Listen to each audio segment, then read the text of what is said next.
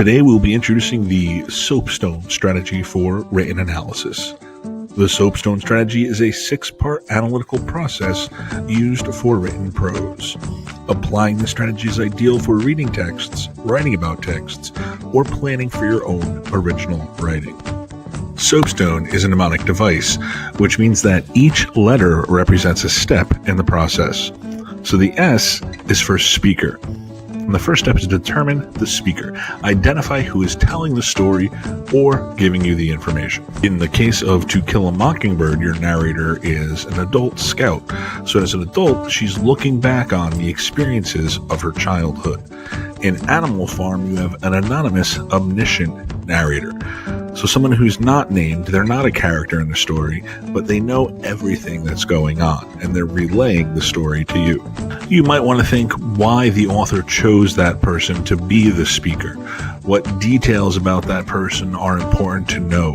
Is the speaker someone that you should trust? The O in soapstone stands for occasion. And step 2 is to recognize the occasion.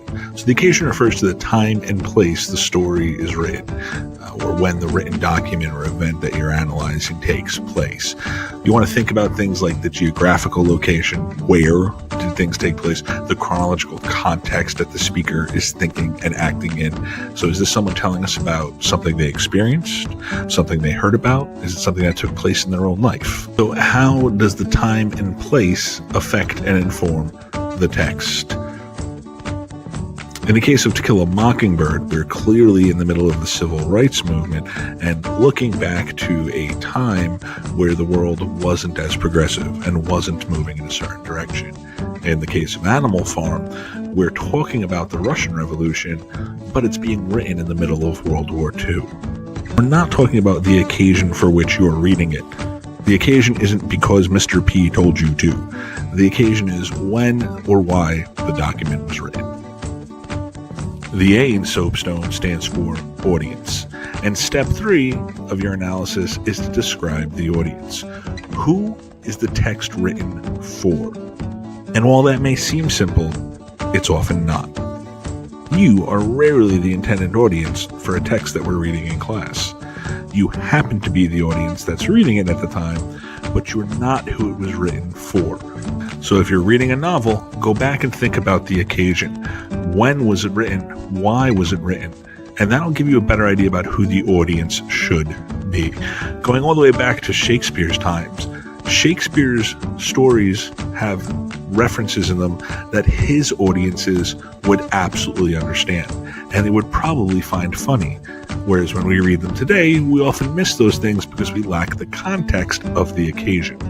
So the most important thing when looking at the audience is that we have to understand that the world doesn't always revolve around us. Sometimes it does, but not always. The P in soapstone stands for purpose. We have to establish the purpose.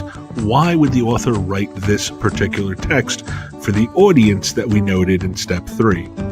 Now, we may have already considered this in step 2 when we thought about the occasion, but now we're going to explain it a little bit more. Why did the author write this text? Sometimes the author's purpose is as simple as to inform people about a particular topic. Other times, it's to entertain. And other times, it's to try and bring about change in the world. In your analysis, you should consider whether or not the author's purpose was made clear in the text. And you should also consider whether or not you feel like they achieved their purpose. The second S in soapstone stands for subject, and that's step 5 in our analysis. Investigating the subject. Knowing the audience and purpose of the text in conjunction with the occasion and the speaker allows you to get a better idea of what the text is really about. Is the subject of To Kill a Mockingbird really Scout's search for Boo Radley? Or is it about racism and coming of age in a society that doesn't necessarily value people that are different? Likewise, is Animal Farm really about a bunch of animals running a farm and trying to build a windmill? And the rest of soapstone is tone. And that's the last step of our analysis. Dissect the tone. Evaluate the word choice, organization, and patterns in the prose. How do the textual elements make the audience feel? How does the author feel about the subject? Is there anything about the tone that you can clearly recognize as being part of the author's message? Are they taking a humorous approach to a serious subject? Or are they taking a serious approach to something that's sort of funny? So while Soapstone is an effective method for analyzing writing, it can also be a way to plan out your own writing. Before starting a story or essay, pay special attention to each step in Soapstone. Establish your speaker with intention and purpose so the audience can recognize them. Make clear the occasion of the writing of the text, and be aware of who your expected audience will be. If you don't know why you're writing or what you're writing about, how do you expect your audience to know?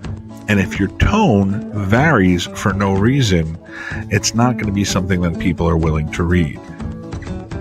You can use Soapstone to make your purpose clear, establish a clear subject, and make your tone consistent and meaningful. And that is the Soapstone strategy for written analysis, which you're going to be using in our ELA interim test next time we meet. Sorry.